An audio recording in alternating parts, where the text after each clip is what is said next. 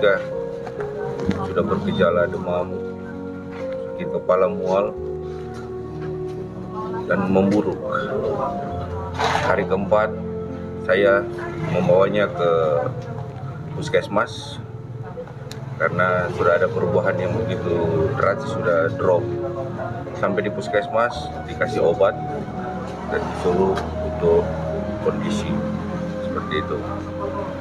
Kita pulang ke rumah, tapi waktu itu darahnya intensi sudah 70/40. Yang dalam pemikiran saya itu harusnya sudah dirujuk gitu. Tapi dibilang dikasih obat dan hanya bilang kondisi seperti itu. Yang bilang siapa itu? Dari pihak puskesmas, tapi maaf bukan dokter. Karena saya sudah 2 kali ke puskesmas. Ya, mungkin kesialan saya itu 2 kali itu tidak ketemu dokter di puskesmas. Jadi perawat, dan kedua kali juga begitu. Yang terakhir hari Sabtu itu bawa lagi almarhumah ke puskesmas, itu dikasih vitamin Hajar. Saya pas pulang besoknya almarhumah sudah drop.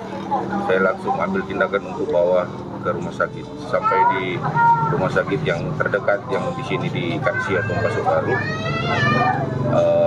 ternyata setelah dilakukan observasi HB beliau tinggal 2,4.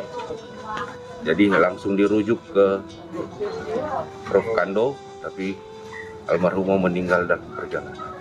Dan tidak sampai di Kando,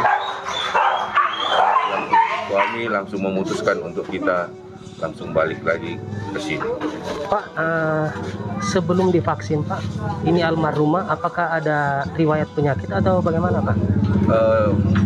Setahu saya selama 7 tahun kami menikah itu tidak ada riwayat penyakit yang apa yang dibilang komorbid, itu nggak ada. Jadi saya bisa pastikan itu almarhumah tidak mempunyai penyakit.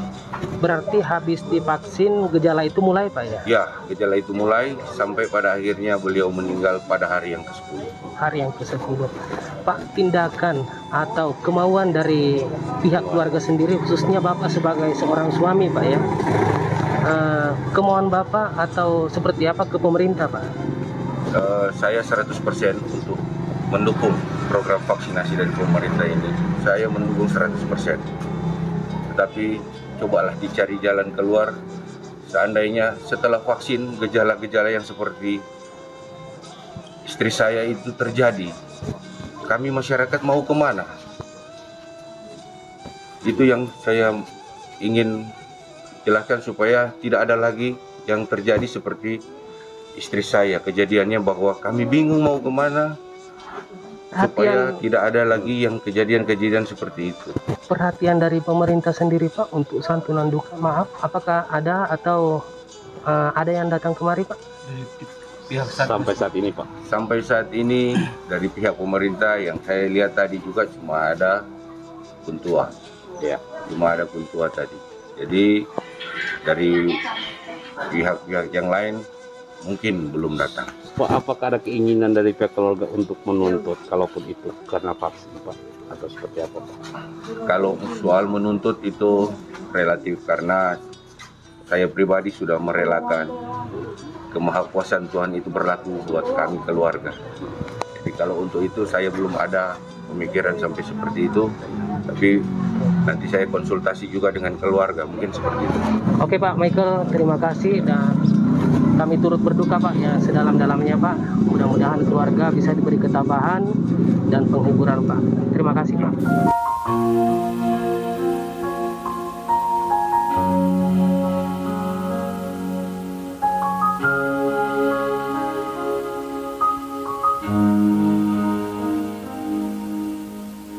Keterangan dari pihak rumah sakit sendiri Bu, apakah betul itu gara-gara vaksin atau ada gejala lain nih Bu? Dia itu pasiennya, dia tanggal 7, dia datang vaksin, dia datang di tempat pelayanan vaksin. Baru diperiksa, di screening, ibu bilang dia sehat. Baru dilanjutkan vaksin. Setelah selesai vaksin, dia bilang ibu tunggu 30 menit selesai vaksin. Tunggu 30 menit mau lihat apakah ada reaksi atau enggak. Tunggu. Setelah selesai 30 menit dia dipanggil, ibu sudah selesai 30 menit ibu akan dapat kartu untuk kembali vaksin. Sudah, jadi dia pulang sehat. Baru dia datang tanggal 12 ke puskesmas. Dia mengeluh rasa sakit kepala, rasa pusing, muntah. Baru periksa-periksa, memang ibu kayak tekanan darah turun karena muntah-muntah. Baru teranjurkan bu kalau boleh ke rumah sakit. Kenapa 5 hari? Dia muntah-muntah itu dia baru datang 5 hari. Dari tanggal 7 itu dia datang lagi tanggal 12, jadi 5 hari dia datang. Orang periksa, teranjurkan karena tensi rendah harus ke rumah sakit karena harus diinfus karena dia muntah-muntah. Tapi terus suruh pelayanan, hasil obat. Baru anjurkan ke rumah sakit. Setelah itu pasien pulang. Nanti orang pikirkan ke rumah sakit. Ternyata mungkin nggak tahu udah tanggal hari Sabtu tanggal berapa itu 17 dia kembali lagi, orang mengeluh sakit kepala, dia bisa jalan, baru tensinya bagus, tapi ibunya asuh anemi, pucat, baru diinstruksi ke rumah sakit, harus ke rumah sakit. Tapi terang kan pelayanan di puskes kurang tangani, rujuk ke rumah sakit. Orang nggak tahu, ibu nggak ada pigis kok. Nanti dengar hari Minggu dia tuh masuk rumah sakit, suka dan begitu. Ya. Tapi sebelum dilakukan vaksin itu, Bu, apakah ada riwayat penyakit ini pasiennya atau tidak? Sekarang kan screening, bilang sehat, sesuai hasil screening, bilang sehat. Sampai selesai vaksin 30 menit, sehat. Nggak ada gejala-gejala. Nggak ada gejala. Dan setelah divaksin Ibu, sesuai dengan yang Ibu katakan tadi, pasien ini muntah dan sebagainya. Apakah itu merupakan salah satu atau bagian dari KIPI, Bu? Kalau KIPI kan itu batasnya 1/24 jam. Kalau KIPI. Kalau menurut itu KIPI nanti ada juga yang bagiannya yang memang tahu itu KIPI atau enggak, kok ada tugas yang itu. Tapi setahu kita kalau KIPI itu terjadi 1/24 jam. Ini kan 5 hari. Dia saki-saki itu baru datang kemari, di sini 5 hari. Muntah-muntah. Usianya Ibu? 30 tahun. 30 tahun. Ibu, ini itu. Bu, sejauh ini Bu sudah tahu apa namanya akibat almarhum meninggal, Bu?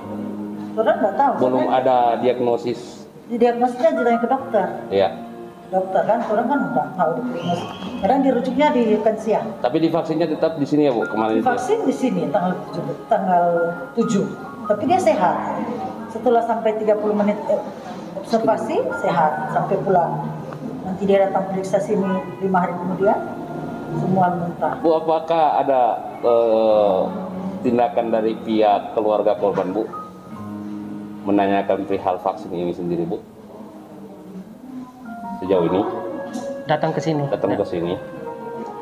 Dokter Tidak ada ya? nggak stop kita. Belum ada ya? Dokter juga kan sibuk lagi toh. Oh, Ibu, hingga saat ini Bu, yang motoling yang merupakan angka COVID yang kurang di sini, dari sejak pandemi hingga saat ini ada berapa Bu sekarang sampai saat ini? Ya ada ke ini kita ada berapa yang kasus COVID orang? untuk kecamatan Motoling, Bu, masuk zona apa, Bu? Kuning, hijau, orange, merah.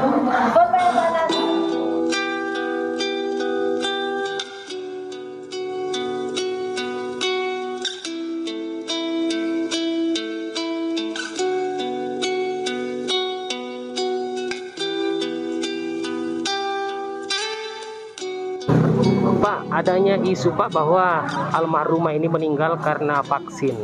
Antisipasi sendiri Pak dari pihak hukum tua atau kepala desa setempat Pak, pemerintah setempat, karena di samping itu juga kan ada gencaran ini untuk percepatan vaksinasi.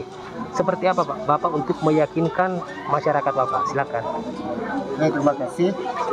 Jadi masalah adanya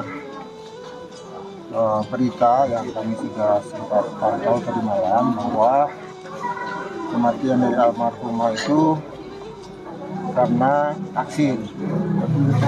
Tapi sudah kami konfirmasi ke puskesmas yang menangani vaksinasi ini bahwa gejala untuk orang yang divaksin itu ada 3 hari. Sementara yang bersangkutan sudah 2 minggu lebih divaksin. Dan gejala itu biasanya kalau sebelum divaksin itu ada tracing dari puskesmas menanyakan apa ada masalah penyakit atau dan sebagainya. Dan menurut puskesmas yang bersangkutan menyatakan bahwa dia sehat, tidak ada masalah. Jadi ketika divaksin 2 minggu kemudian belum ada masalah. Itu yang terjadi. Jadi mungkin yang lebih berwenang itu dari tim gugus kecamatan, dan kami dari pemerintah desa hanya menghimbau masyarakat sesuai dengan anjuran pemerintah bahwa semua masyarakat itu harus divaksin yang umurnya umur 18 tahun ke atas. Itu untuk tahap pertama. Dan sekarang tahap kedua sudah umur 12 sampai 17. Dan itu di desa Motoindio sudah 4 kali jadwal vaksin. Ya. Pak, dengan kejadian ini Pak, bagaimana kemudian tanggapan masyarakat tentang vaksin sendiri Pak? Sementara sekarang kan pemerintah desa dalam giat-giatnya untuk mensosialisasikan kepada masyarakat agar divaksin. Apakah ada Kendala dengan kejadian ini? Memang dari pantauan kami sampai siang ini masyarakat belum ada yang mengatakan tidak akan divaksin. Tetap vaksin karena vaksin itu harus. Jadi kami sudah langsung klarifikasi sampai tadi pagi bahwa itu pun kami sudah lapor ke gugus kecamatan masalah kematian, dan sampai saat ini tidak ada masyarakat yang mengatakan tidak akan divaksin. ya, sudah masuk vaksin keberapa sekarang Pak untuk desa ini? Tahapnya? Sudah Keempat ya. Kapan? Masih sementara atau baru akan dilaksanakan? untuk yang keempat ini sudah masuk untuk umur 12 sampai 17. 17 ya. Pak, secara akumulasi Pak, total kasus COVID untuk saat ini di wilayah Bapak dari sejak pandemi hingga saat ini, apakah ada terkonfirmasi? Maaf, sebutkan nama desa Bapak di sini Pak. Nama desa Motoindio. Sampai hari ini yang terkonfirmasi baru sebatas reaktif, dan itu sudah di karantina. Ada berapa banyak itu Pak? Berapa banyak Pak yang reaktif? Satu saja. Satu saja. Berarti zona hijau Pak ya saat ini Pak ya? Iya, masih zona hijau. Oke Pak. Pak, terakhir Pak, himbauan Pak kepada masyarakat Pak untuk tetap divaksin, dan satu hal Pak, taati PPKM. Ya, memang ada pembatasan dari pemerintah khususnya Kabupaten Sulawesi Selatan. Semua kegiatan masyarakat itu dibatasi, baik acara kebukaan, acara pesta, acara gereja, dan kami juga setiap hari Kamis ada operasi kartu vaksin bagi masyarakat yang akan beraktivitas di Desa Motoindio, khususnya di pasar. Jadi yang belum divaksin kami tidak izinkan masuk di pasar. Jadi harapan kami kepada masyarakat, kalau boleh ini vaksin ini karena harus dilakukan, jadi jangan dengar cerita-cerita dari masyarakat lain yang mengatakan bahwa vaksin itu berbahaya. Dan itu kami kira belum ada yang jadi korban di Motoindio. Jadi jaminannya aman ya Pak? Ya, aman. Makasih Pak.